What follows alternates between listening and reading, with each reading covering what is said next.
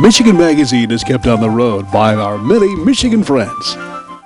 Cops and Donuts Bakery, downtown Clare, a winning combination. Cops and Donuts.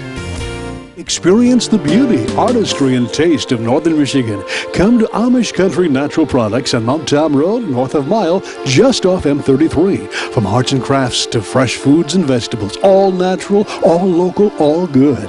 Stop by and get acquainted with Amish Country Natural Products, 1454 North Mount Tom Road, Mile. Hale Hardware, your do-it center in Hale, Michigan. Much more than a regular hardware store, providing everything you need for whatever your project is, along with a knowledgeable sales staff to get her done. Serving Northern Michigan since 1946. Hale Hardware, south of M65 at Ainsley in Hale. Did you know that as a land developer or landowner, you have a choice to simply bulldoze your land into cookie-cutter neighborhoods or create a unique home that preserves the precious woods and wetlands for generations to come? We'll let you in on an organization called Land Choices that'll guide you in a direction that will leave your designated property in harmony with nature and as your own personal legacy. But first, we're heading to Howell, Michigan to visit one of Michigan's oldest opera houses that's being maintained as it was in its glory days. The Howell Opera House. It's all coming up on this week's Michigan Magazine.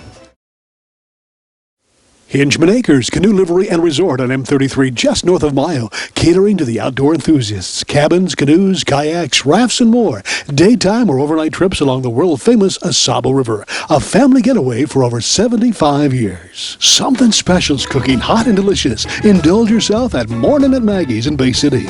Omelets, frittatas, hotcakes, and more. Make every day special with a stop at Morning at Maggie's for breakfast or lunch on Saginaw in Bay City.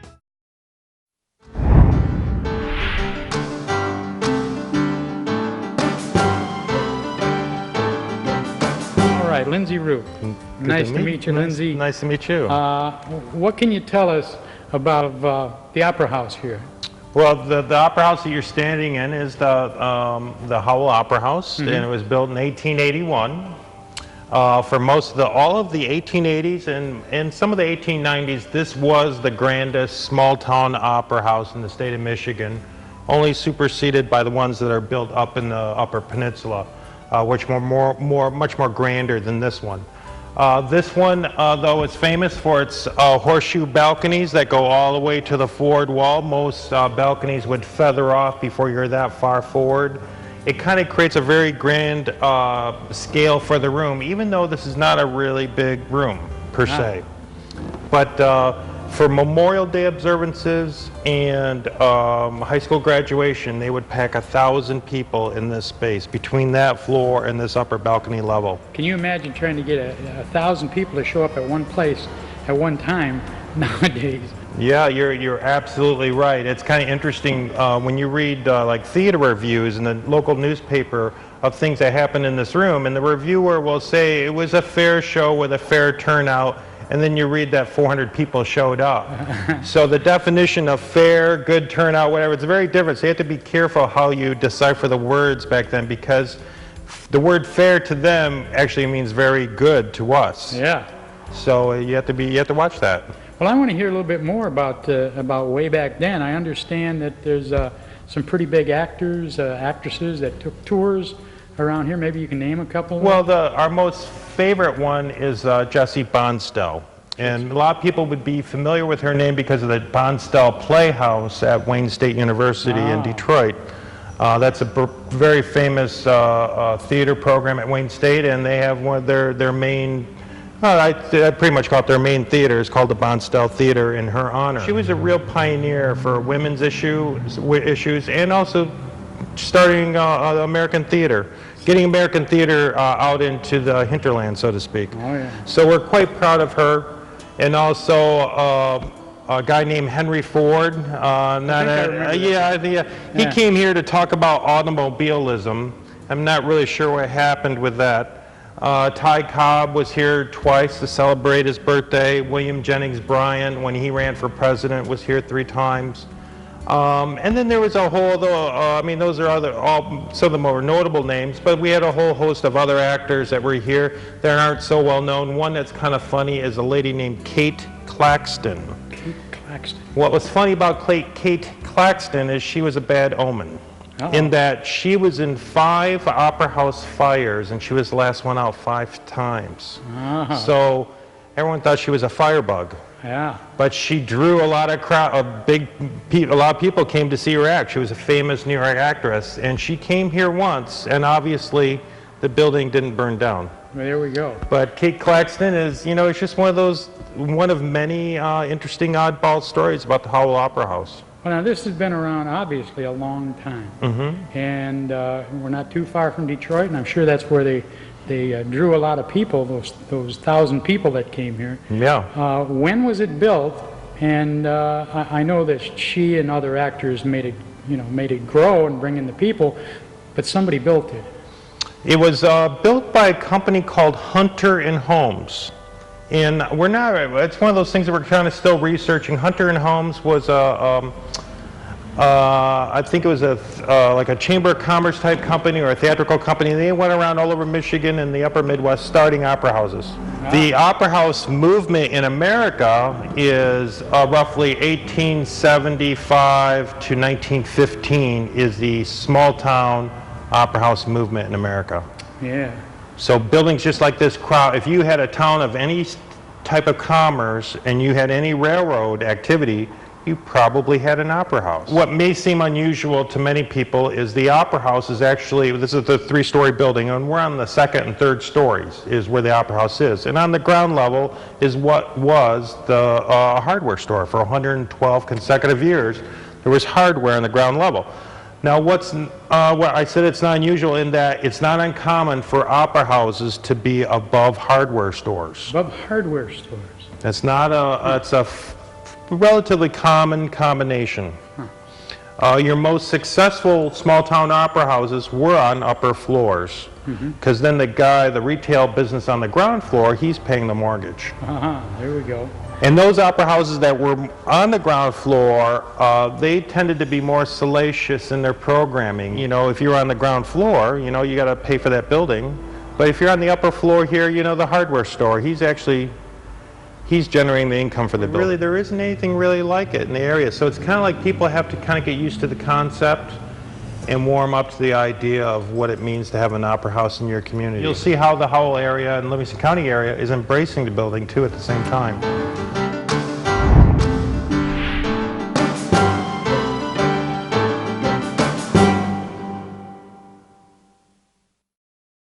Michigan Magazine is being brought to you in part by Cops and Donuts Bakery, downtown Clare. What began as a crazy idea among 9 police officers to purchase the historic Clare City Bakery quickly became an international phenomenon, carrying on a Michigan tradition with delicious donuts, pies, pastries, breads, original coffee, and more. Plus a full menu at the new adjacent Traffic Stop Diner. Downtown Clare, a winning combination. Cops and Donuts.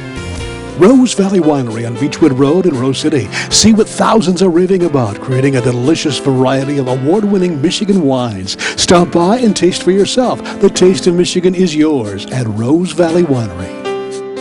Introducing the Weed Gator. For safe and easy aquatic weed removal, the Weed Gator is the #1 alternative to harsh chemicals for getting rid of pond and lake weeds. Safe and effective. See it in action now at weedgator.net. Made in the USA.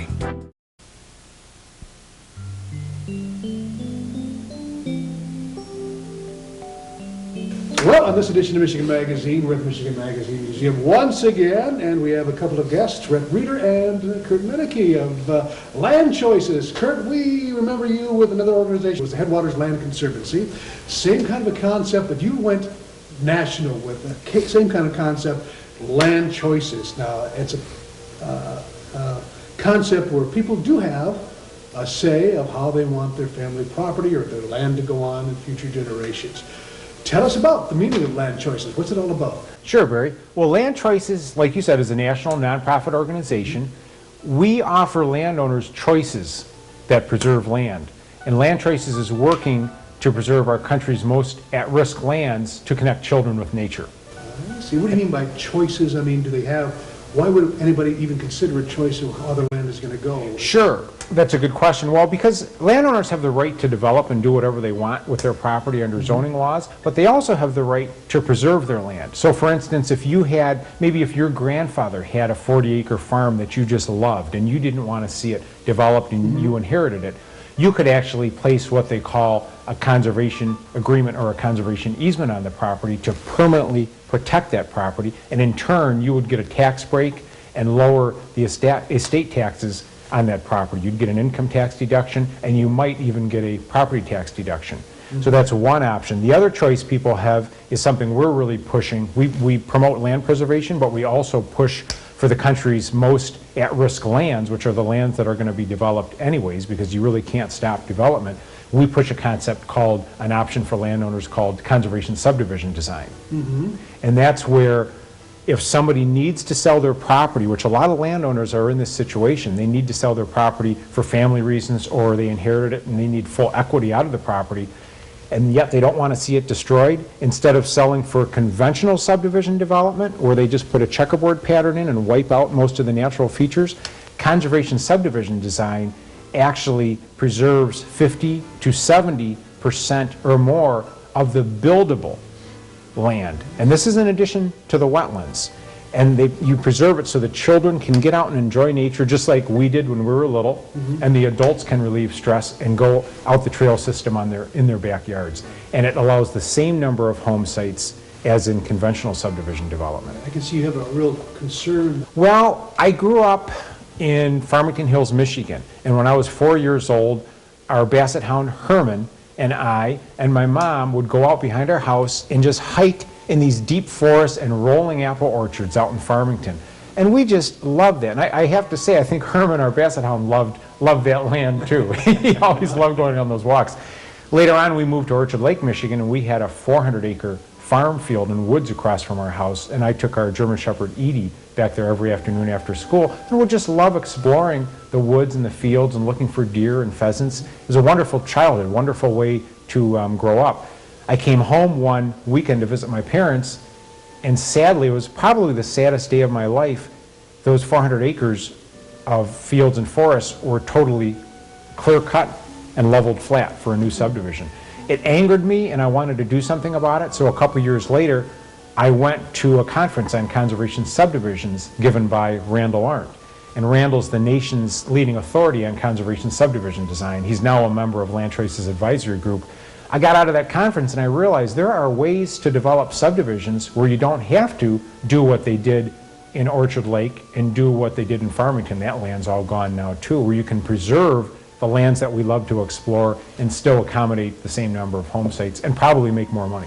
This is Rhett Reeder, and he actually also lives in Milford. He's a local realtor who is a member of Land Choices. He's been very, very generous, and he's probably one of our most passionate people. Well, the reason why I joined Land Choices, number one reason anyways, is I love the town that I grew up in. I grew up in a very small town, Milford, Michigan, and I just loved being a part of that town when I was growing up, and having all the rural areas and the fields and streams and wildlife, and it was just really easy for us to go out and play and have a good time. Well, over the last 30 years, we've had a extremely amount of developing going on. A lot of new neighborhoods, and a lot of the areas, and Kurt was talking about it earlier, that I appreciated when I was younger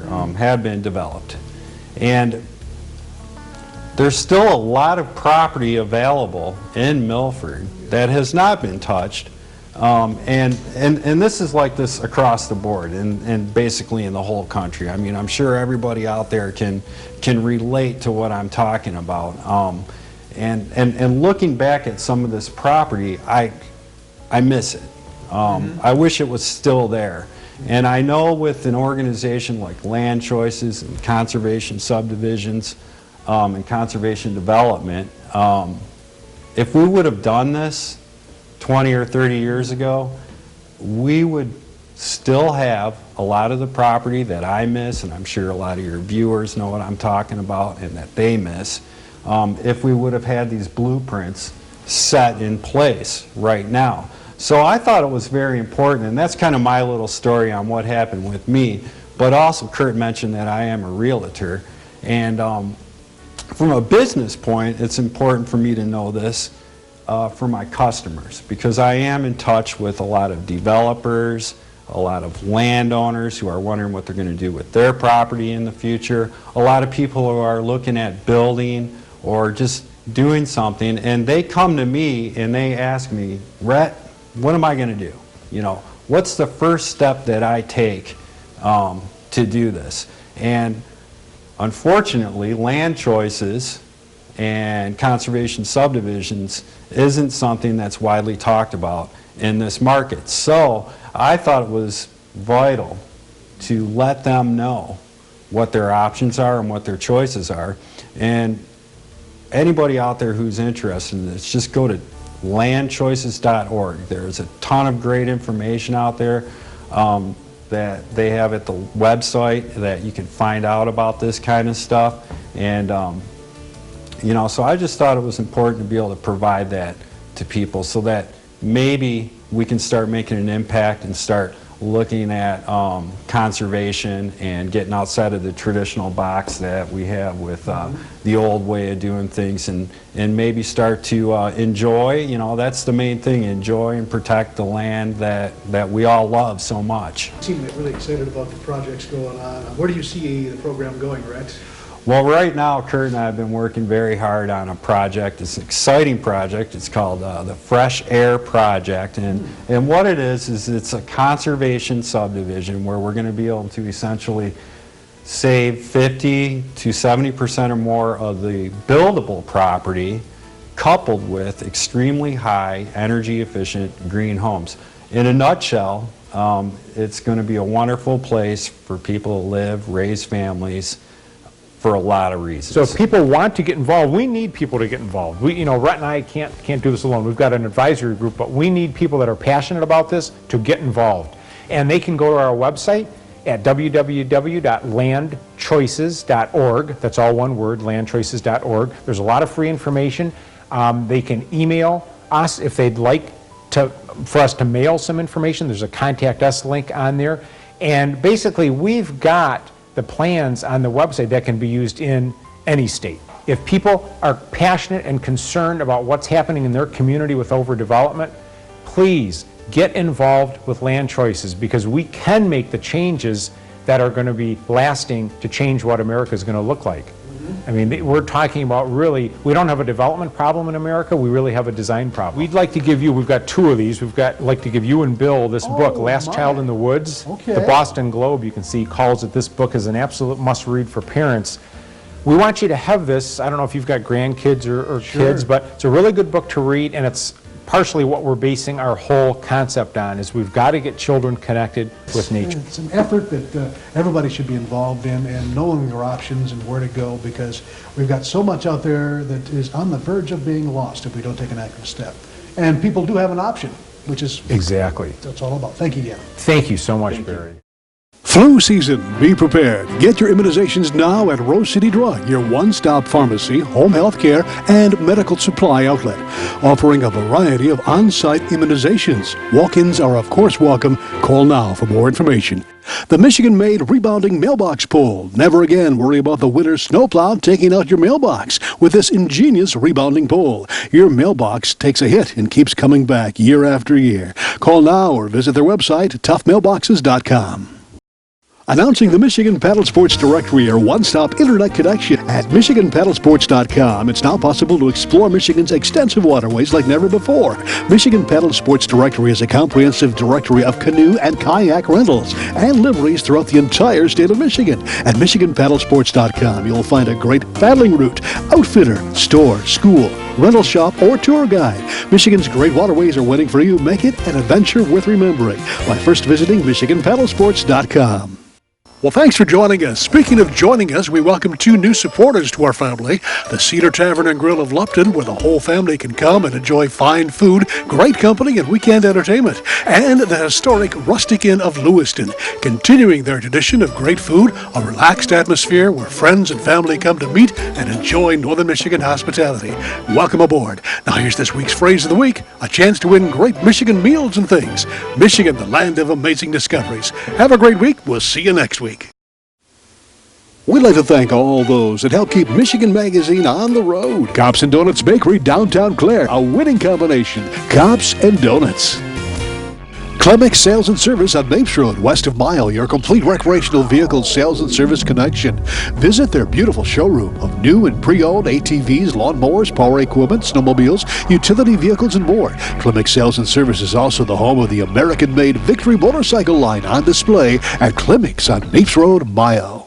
Vacation. Don't make the planning of it more than what you're trying to get away from. At northernmichigancabinrentals.com, you can choose from over 2,500 cabins, cottages, lodges, resorts, lakefront vacation home rentals, and more. Whatever experience you're looking for, from rustic to luxury and everything in between. No more rustling with telephone books. No more endless internet searches. Just one site with over 2,500 Northern Michigan destinations. northernmichigancabinrentals.com.